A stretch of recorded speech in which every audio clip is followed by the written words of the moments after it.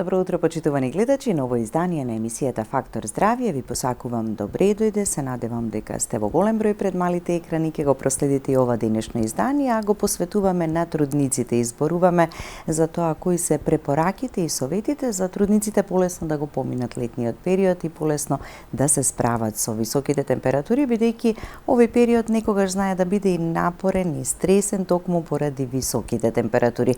Но со сето она што тие ќе го направат најправилно по препорака на својот гинеколог, ќе може полесно да се помине сето ова.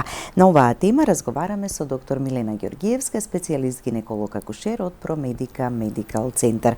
Добро утро, доктор Милена, и добре ни дојдовте во Фактор здравје. Добро утро и на вас и на сите гледачи пред малите екрани. Многу ми е драго што сум повторно гостин во вашата емисија и што може токму да зборуваме на оваа тема. Така, ќе речеме една полесна тема, ама многу информативна и едукативна за сите трудници, поттикнати од она што најчесто и најмногу прашуваат кај вас гинеколозите во овој летен период. Предпоставувам дали смеам да одам на одмор, како да се хранам, колку физичка активност да имам и ред други нешта кои што се многу важни за нив. Како топлото време и високите температури влијаат на трудниците и зошто се тие поосетливи во овој период? Ќе речам дека ова може би најактуелната тема што е во овој период и што ги тера трудниците да дојдат во нашата ординација покрај нели стандардните прегледи што си ги прават во текот на бременоста. Се разбира, летото е предизвик за сите и за нас што не сме бремени, се разбира и за трудниците посебно, како да се справиме со тие топли температури, како добро да се спремиме за одмор и како најлесно да помине тој период на патување и на летувањето. Со сите препораки што нели ќе ги добијат во нашата ординација, гледаме цел тој период, односно цело тоа патување да оди што е можно полесно за самата трудница, така да затоа и им посочуваме на пациентките пред секое патување да дојдат во нашата ординација, за да може да добијат точни препораки како треба да се однесуваат. Да, и не само што пред патувањето или планирањето нели на некое патување, туку и по враќањето од патувањето е важно повторно веднаш прво нешто што ќе направат да си дојдат кај својот гинеколог. Точно така, за да може да видиме дали тоа летување се одвивало така како што треба и се разбира доколку има некои симптоми пациентката по враќањето од летување, ние сме првата станица каде што треба да се обрати за сите тие потешкоти или симптоми што ги чувствува. Така, ќе погледнеме блок реклами, па ќе продолжиме со разговорот односно сите совети и информации кои што треба да ги упатиме до трудниците. Останете со нас до самиот крај, повелете, јавете се и поставете прашање.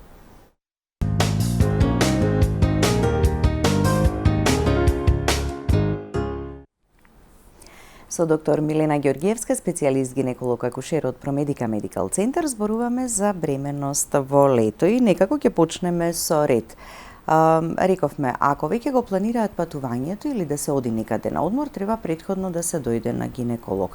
Што најчесто се препорачува кај трудниците тогаш? Секако во текот на бременоста секоја трудница треба редовно да го посетува гинекологот, а не баш пред одење на одмор да е тоа прв преглед за да може да дозволиме да се патува. Така да тие редовни контроли во бременоста се многу битни за да може да дадеме после зелено светло дека може и летувањето е безбедно и пациентката може да патува. Од прилика еднаш месечно пациентките доаѓаат кај нас на прегледи, се разбира ги правиме и сите тие големи да речам скрининзи во текот на бременоста, кога ќе видиме дека се е во ред, дека станува збор за уредно контролирана бременост, која што нема некои ризици и компликации ниту за здравјето на пациентката, ниту за здравјето на плодот, тогаш дозволуваме на пациентката да патува. Да. До кој период во бременоста, односно триместар, може да се патува? Кај секоја пациентка индивидуално, меѓутоа најдобар период за патување е да речам вториот триместар од бременоста. Тоа е периодот од 14-та до 28-та гестацијска недела. Тогаш самата пациентка се чувствува многу поенергично. Ги нема оние утрински мачнини, гадења кои што се карактеристични за првиот триместар. Чувствува повеќе енергија, а од друга страна па и не е толку стомакот голем за да смета во текот на патувањето, како да речем во третиот триместар, така да периодот на вториот триместар е најпогоден за да се планира патување. Така, во поглед на изборот на дестинација, што најчесто препорачувате, иако останува секогаш на нив нели да одлучат на крај, ама верувам дека ги слушаат препораките. Така. Точно така, секогаш ја дискутираме и самата дестинација на која што пациентката планира да замине. Секако препорачуваме дестинации кои што се блиску до, да речам, до Македонија, или препорачуваме дестинации каде што имаат блиска медицинска помош, каде што им е достапна медицинска помош во било кој период од денот. Секако не препорачуваме патувања кои што траат долго, затоа што секое патување кое што трае повеќе од 4 часа го зголемува двојно ризикот од длабока венска тромбоза кај пациентката. Доколку е неизбежно да патува повеќе од 4 часа, даваме насоки како најбезбедно да го помине тоа патување, односно препорачуваме во текот на таквите патувања, без разлика дали е со авион, со автомобил, со автобус, со воз, да се прават чести паузи, односно на секои 2 часа пациентката да направи пауза, да се раздвижи половина час и потоа да го продолжи патувањето, а се разбира кај оние патувања што траат повеќе од 4 часа, понекогаш препорачуваме и носење на еластични чорапи со кои што ќе го намалиме ризикот од длабока венска тромбоза. Да, сите тие се препораки кои што се добредојдени на трудниците, за да им го олеснат така и патувањето и потоа престојот каде и да бидат. Точно така. За некои трудници, нели, бременоста е најубав период од животот, меѓутоа и самото лето е омилен период од годината. И гледаме на било каков можен начин да им го олесниме тоа и да им овозможиме да си ја устварат таа своја желба за летување. Се разбира, доколку нема некои ризици по здравјето на пациентката и по здравјето на плодот, односно доколку не станува збор за некоја од тие високоризични бременности. Односно, тука значи веќе одиме во другата страна, кај кои трудници не се препорачува. Точно така. И не се ни дозволува, така можеме така да кажеме. Па да, би требало да го избегнат моментот на патување и на летување, за да не настанат дополнителни компликации. Значи во оваа група ги вбројуваме тие трудници кои што имаат близначна бременост, кои што имаат крварење во текот на бременоста, кои што имаат патологија на постелка, потоа кај пациентки кои што имаат историја на спонтани абортуси, кај кои што постои ризик од спонтан абортус или од предвремено породување, пациентки кои што се над 35 години, а тоа е прва бременост, пациентки кои што потешко забремениле или бременоста ја постигнале со инвитро, така да кај нив сме малку попредпазливи и гледаме, нажалост, да го одложиме моментот на патување и на летување. Така да. И некогаш ќе речеме, за брзо време по една година ќе можете да одите и на одмор и каде и да сакате, така Абсолютно. Да си ја остварите желбата, значи може некогаш да се воздржа така од некои подалечни дестинации кои не се знае никогаш дали ќе им направат никакви компликации или што може да се случи Точно, таму. Кога имаме такви ситуации, нели кога пациентката ја сака таа бременост и се бориме заедно со не за да ја задржиме таа бременост, тогаш навистина и нас ни од помош кога ги слуша нашите препораки и заедно сме во тој период. Сега сите дестинации се лесно достапни во било кој период од годината, така да тие 9 месеци стварно заслужува да се посветиме само на бременост. Така да, патувањето со авион некако најмногу ќе ни го скрати времето на стигнување до дестинацијата, но има ли тука некакви препораки или пак ограничување до кога и како трудница може да лета со авион? Во принцип, секоја авиокомпанија има своји услови и правила на патување кога стануваат збор трудниците. Многу авиокомпании го ограничуваат летањето за трудници, да речем до 28 недела можат да патуваат. После 28 недела веќе имаат некакви ограничувања во однос на патување за трудници. После 32 недела веќе не се ни препорачува да патуваат со авион. Секако имаме пациентки кои што мора да ја напуштат државата, кои што мора да патуваат со авион. Во таков случај доаѓаат кај нас на преглед, даваме извештај дека се е во ред со таа бременост и го приложуваат на авиокомпанијата дека е безбедно да патуваат со авион. Пак ќе речам, тука исто има големо влијание и траењето на летот, односно кај оние летови кои што траат подолго, повторно ќе повторам, повеќе од 4 часа, треба во текот на летот да станува пациентката да се раздвижува во самиот авион и се разбира, поради тој притисок зголемен во авионот, да се хидрира. Тоа е многу битно во текот на летувањето. Значи да се внесуваат доволно количина на течности. Да се носи лесна гардероба која што нема да смета, која што ќе биде пријатна во текот на патувањето. Тоа се тие препораки што ги даваме. Така. Верувам дека секоја трудница е многу добро информирана, ама секоја мора да си дојде кај својот гинеколог така за да си ги потврди тие информации и препораки. Точно. Навистина доаѓаат спремни пациентките, веќе се е тоа проверено на интернет, што може, што не може, меѓутоа со нас заедно утврдуваме дали е тоа така и дали постои можност и сме безбедни да ја пуштиме негде да летува, односно да патува. Да. Сега справувањето со високите температури. Во текот на оваа недела до крајот се најавуваат температури до 40 степен. Сите треба да бидеме внимателни и сите веќе знаеме што и како треба да се однесуваме на топлото време. Зошто трудниците се малку поосетливи на високите температури? Топлото време ни смета на сите, а морам да кажам дека трудниците се малку поосетливи на овие покачени температури поради цел тој дисбаланс на хормони, односно промени во нивното тело кои што настануваат, промени на хормоните, а исто така и поради тој зголемен проток на крв во телото.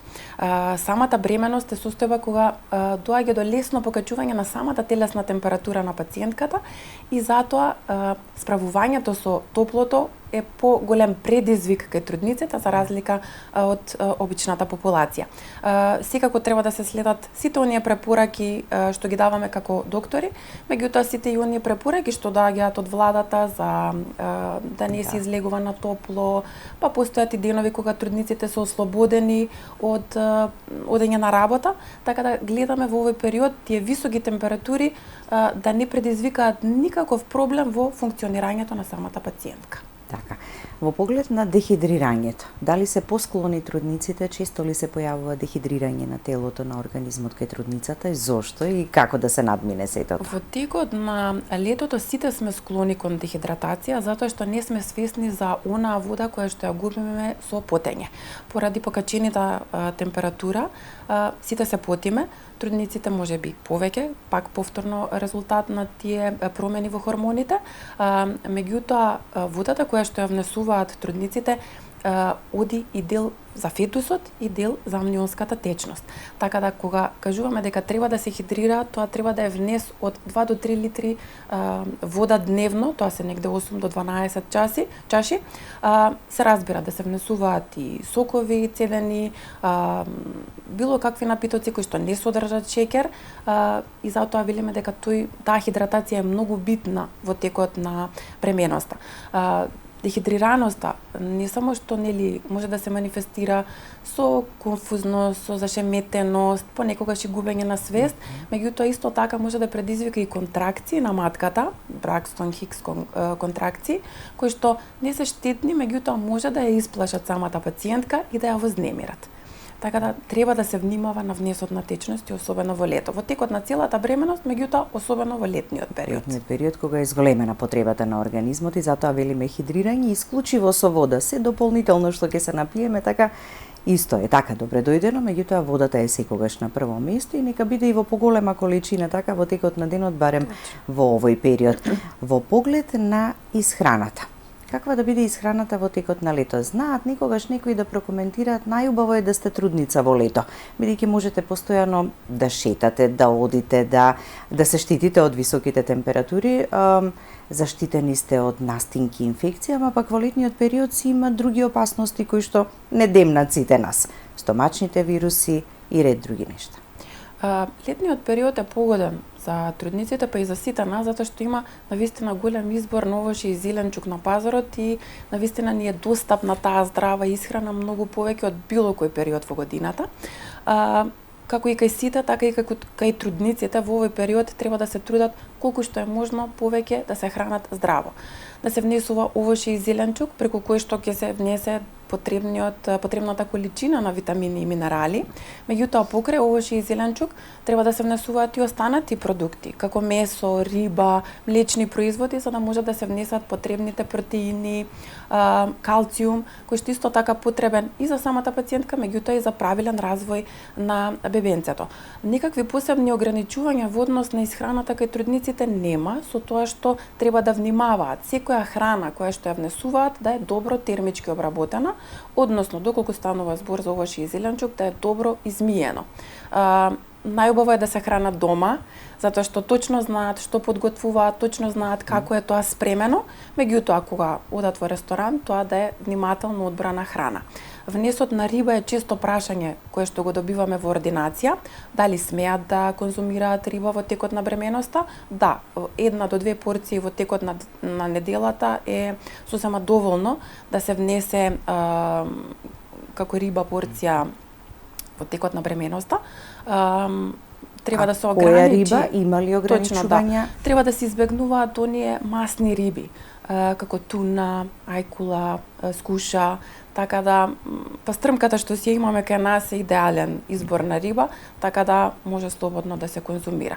Ограничување има во однос на онаа сурова храна, значи треба во овој период на бременоста да се избегнуваат млади сирења, мовлосани сирења, суши, недобро термички обработена храна, оние пушени лососи што често ги има во маркетите. Во овој период, нели, па ги искушени за сладолед, меѓутоа и со тоа треба да сме малку внимателни, посебно за оној домашен сладолед каде што може да има и живо јајце. А исто така и од оние машини за сладолед треба да се внимава затоа што може да содржат листерија.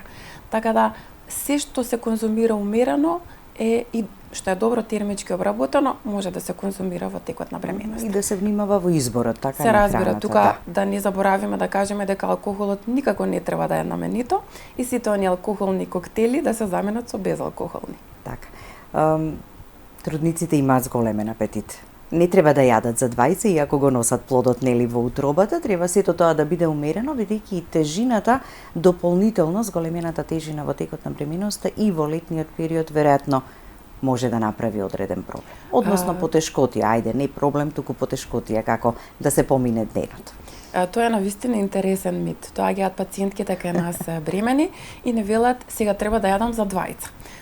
Тоа е апсолутно неточно, дури и погрешно. Не треба да се јаде двојно, туку треба да се јаде двојно поздраво. Од прилика калорискиот внес во текот на бременоста, потребата од дополнителен калориски внес, доколку станува збор за бременост со единачен плод, е негде околу плюс 340 калории, тоа веќе стартувајќи од вториот триместар, што е еднакво на половина сендвич заедно со една чаша безмастено млеко. Значи, не се зголемува толку многу потребата за храна, да речам, еднакво на двојно да се јаде. Треба да се внимава затоа што секое качување на килажата во текот на бременоста носи ризици за здравјето на мајката, а и на плодот. Самото зголемување на килажата дополнително го оптеретува организмот, дополнително го оптеретува рбетот, па се јавуваат проблеми, болки во пределот на кичмата, а исто така го зголемува ризикот од покачен крвен притисок, од дијабет, така да пациентките треба да се внимателни во однос на покачувањето на килажата. Последниот триместар, после 28-та недела, е период кога најголем е апетитот на пациентката и тоа е периодот кога најмногу килограми тука се качуваат. Точно, најмногу се покачуваат килограми во тој период од бременоста и затоа викаме дека тоа е најбитниот период кога треба да се фокусираат на исхраната. Значи, да се внесуваат колку што е можно повеќе здрави продукти за да се тој апетит да се супримира. Така да. Барем сега во летниот период го имаме изобилството од овошје и од зеленчук, така и можеме на тој начин да надокнадуваме. Во поглед на појавата на отоци, се честа појава отоците во бременоста, посебно на нозете и на глуждовите. Отоците на нозете и на глуждовите се можеби најчест симптом во текот на летото, кај трудниците, меѓутоа и кај обичната популација. Се јавуваат поради покачената температура и поради тој зголемен проток на крв. Меѓутоа, кај трудниците особено внимание треба да се обрне и на една друга многу посериозна состојба, наречена преекламсија, која што се манифестира не само со отоци на глуждовите и на нозете, туку и отоци на рацете, на лицето, со покачен крвен притисок и со протеини во урината. Значи, било каков симптом кој ќе забележат трудниците што е ново појавен, треба да го пријават кај нас, кај нели докторот кој што ја води таа бременост, за да може да исклучиме постоење на преекламсија. Особено е важно во периодот на бременоста да се мери крвниот притисок и тоа особено во втората половина од бременоста, како би можеле навремено да реагираме и да не дојде до некоја посериозна состојба за самата пациентка, а исто така и за плодот. Ако ги има само на нозете и на глуждовите во летниот период, кога е многу топло времето, треба да загрижува тоа или пак го прифаќаме како нешто нормално, ама исклучиво да остане како оток на ногата, па можеби после одмор дома или пак исправање на нозете, подкревање малку, така тие отоци ќе се повлечат или остануваат кај трудниците до крајот? Кога ќе се појават отоци на нозете и на глуждовите кај трудницата, обично трудниците се јавуваат кај нас на преглед. Правиме ултразвучен преглед, правиме крвна слика, го мериме крвниот притисок. Кога ќе исклучиме дека не станува збор за преекламсија, односно за посериозна состојба, тогаш даваме насоки во однос на олеснување на тие симптоми. Односно препорачуваме кога пациентката ќе се врати од работа или навечер да се одмори 30 до 60 минути, да става ладни облоги на нозете или да ги потопи во сад со ладна вода, да се прават движења кои што ќе одржат таа мобилност на зглобовите, се разбира и некоја лесна масажа, тоа да не се носат чорапи кои што премногу притискаат во тој дел, така да во тој период така и би олесниле да не се создаваат нови отоци, односно побрзо да се намалат. Така, и покрај оној редовен месечен преглед, секогаш кога ќе се јави некоја промена, така, веднаш треба да се оди на гинеколог. Сега веќе и комуникацијата е многу и полесна и поедноставна, така во секој момент можете да го добиете советот.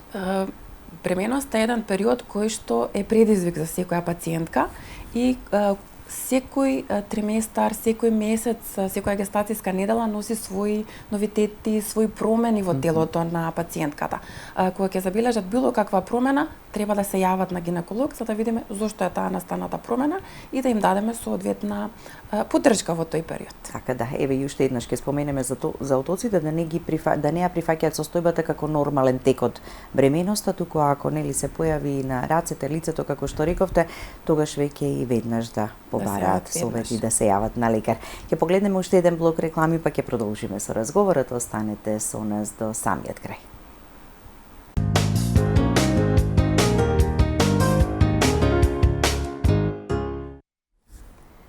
Продолжуваме со разговорот во студиото. Доктор Милена, во поглед на физичката активност, што, колку, како е дозволено во текот на бременоста и посебно во овој летен период, бидејќи велиме трудниците треба да бидат физички активни, лесно, умерено, кое што ниту ќе ги замори премногу, ниту ќе направат никоја ситуација која што може да влијае негативно.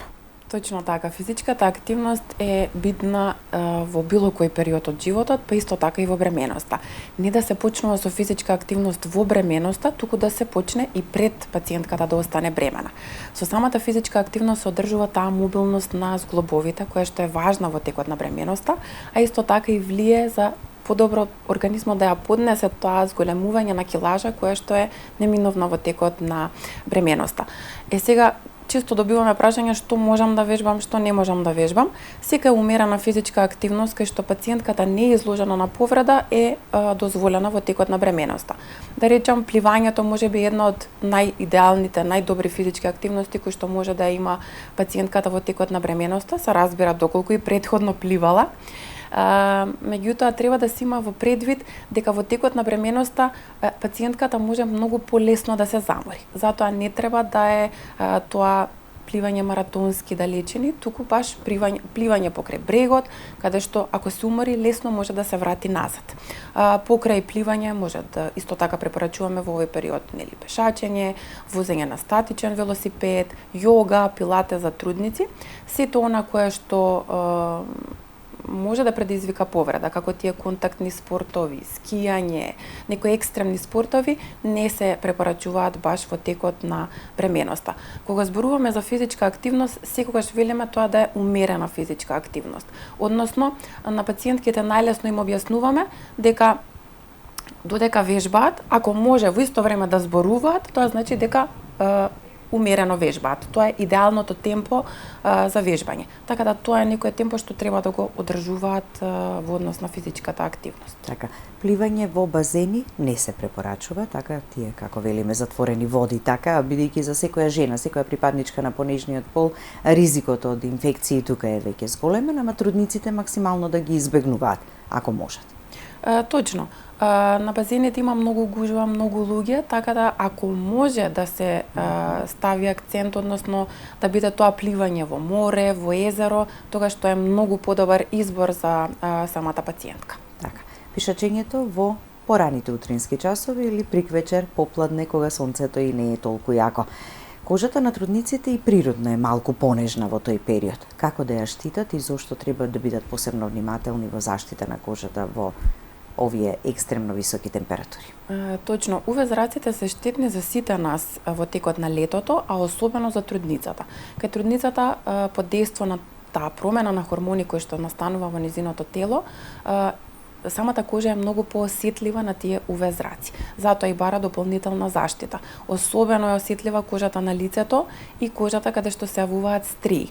Затоа тој дел од кожата бара соодветна нега, односно употреба на заштитна крема со висок фактор, која што често ќе се нанесува во текот на денот и се разбира во оној период кога UV-зраците се најсилни, да речам од 11 часот наутро до 16 часот, да се избегнува тој период престој на сонце, на плажа, движење или било каква активност, и наместо тоа тој период да се помине во климатизирана просторија, каде што пациентката ќе се хидрира, каде што може да ужива во летниот период. Така, и на тоа треба да внимаваат како и секој од нас, така од премногу топло во премногу ладна, така климатизирана просторија. Абсолютно. Или пак од автомобилот надвор, секој од нас треба да внимава така да не направи драстична промена или голем шок на телото и на организмот. Секако треба да се внимава на таа голема разлика помеѓу температурата во климатизирана просторија и онаа која што е надвор, како што внимаваме и сите останати. Така да. Што треба да содржи патната аптека за трудницата? Или тоа ќе биде и за целото семејство и конкретно посебно и она што треба таа да го носи со себе? Секако нели правиме преглед пред да заменат било каде, за да може да додадеме некои работи за пациентката да биде безбедна во текот на патувањето. Сите оние витамини кои што ги зема во текот на бременоста продолжува да ги зема и во летниот период, односно додека патува. Во овој период може да земи дополнително електролити кои што ќе ги надокнадат оние електролити кои што ги губиме при потење. Многу битен момент е внесувањето и на пробиотик. Ние како гинеколози го препорачуваме внесот на пробиотик во текот на целата бременост, а особено во третиот триместар, затоа што не само што влијае на здравјето на мајката и на таа нормална микрофлора која што ја имаме сите ние, туку влијае и на цревната флора на плодот, на бебенцето. Односно, уште од периодот на матката делуваме на таа цревна флора на бебенцето. Секако пробиотик е задолжителен дел од таа аптека кога патуваме, кога менуваме клима, кога има промена на годишни времиња, за да може да ја одржиме таа нормална микрофлора. Да, ама пробиотикот не ден, два, три, туку малку подолг период, малку така? Подолго. Кај трудниците може и во текот на целата бременост, а задолжително во последниот триместар, а кај обичната популација целиот период додека сте на одмор, па и кога ќе се вратите, може слободно да внесувате пробиотик. Во Македонија имаме толку многу овошје, зеленчук, јогурт, кисело млеко, се што содржи пробиотик, така да со секојдневно редовно внесување на тие производи немаме цело време потреба да сме под апчење, меѓутоа има определени периоди кога му треба малце поддршка на организмот. На организмот, така да, и затоа секогаш препораката која што ќе ни ја даде лекарот е онаа вистинската која што треба и да ја применуваме. Тимот гинеколози во Промедика Медикал Центар секогаш посветен на своите пациентки трудниците. Ќе ни кажете малку збор два околу тоа. Навистина сме еден голем тим на гинеколози, кои што се трудиме да сме достапни цело време за нашите пациентки, па и во периодот на летото, преку Вибер, преку мејл, се достапни да не контактираат и, нели, доколку имаат некое прашање, доколку имаат некоја недоумица, да сме тука за да им ги одговориме тие прашања. Имаме две докторки што соработуваат со фондот и што може да бидат одбрани како матични гинеколози. Другите две докторки, меѓу кои јас, работиме приватни прегледи и имаме уште две докторки што доаѓаат од клиника, од Универзитетската клиника за гинекологија, кои што може да се консултираат за било какви проблеми кои што ги имаат трудниците и гинеколошките пациенти. Така да. Треба да бидат внимателни во текот на целата бременост, да си ја сватат бременоста како нешто најубаво кое што им се случува нели во текот на животот, но умереноста во се во текот на бременоста да избегнуваат работи кои што се опасни или небезбедни и за мајката и за плодот, и заеднички да уживаат во тој најубав период од животот. Точно, бременоста е можеби еден од најубавите периоди за секоја жена, носи своји предизвици, меѓутоа затоа сме ние од другата страна за заедно да ги поминеме сите тие новитети што се случуваат во телото на трудницата и нели да одговориме на сите предизвици кои што ги носи самата бременост. Така да.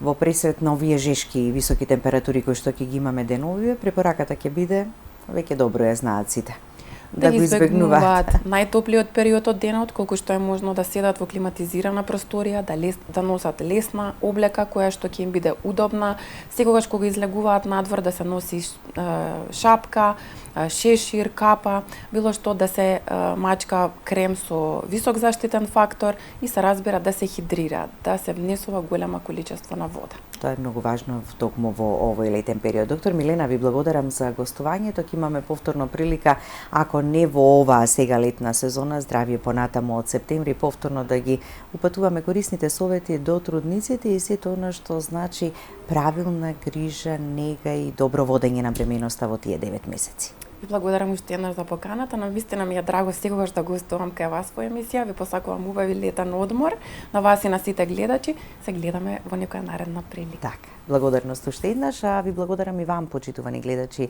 за вниманието со кое не следевте. Останете и понатаму со програмата на ТВ24. Имајте убав и пријатен ден и максимално штитите се од високите температури.